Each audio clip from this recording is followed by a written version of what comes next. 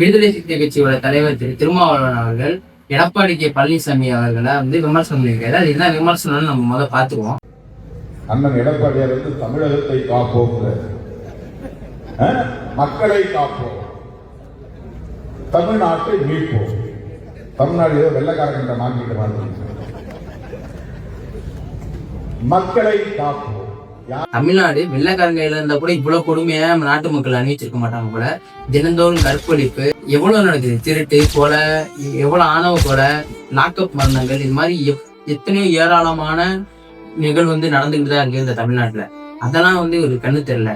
ஆனா மக்களை காப்போம், தமிழகத்தை மீட்போம்னு சொல்லி அதிமுக போய் சொல்ல எடப்பாடி கே பழனிசாமி அவர்கள் செல்றத விமர்சனம் பண்ணி பேசுறாரு. அதனால நம்ம மதச்சார்பின்மையை காப்போம். மதச்சார்பின்மையை காப்போம்னா பிஜேபி வளரக்கூடாது, ஆர்எஸ்எஸ் மதச்சார்பின்மையை காப்போம்.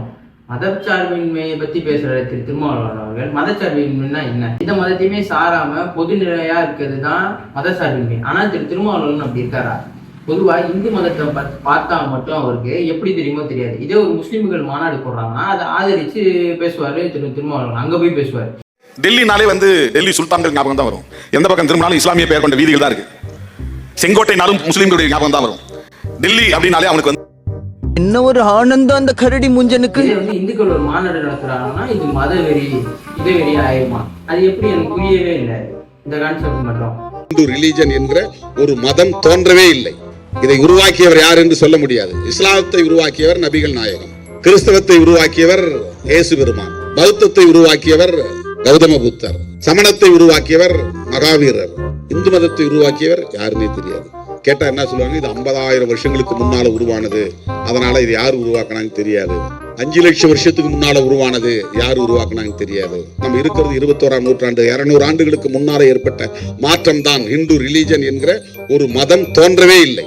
இது மத சார்பின்மையா? வெளியே கிளம்பிருக்கிறவங்கலாம் பிஜேபி ஆதரவாளர்கள், நடைபயணம் தான் கிளம்புறாங்க.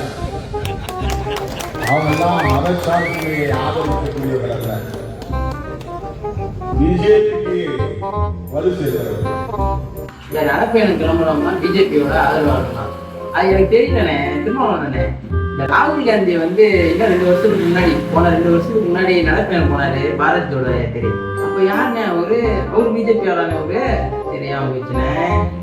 நடைபயணம் போறவங்களாம் பிஜேபி ஆளு சொல்றாரு யாரு? நம்ம அண்ணன் திருமாவளவன்.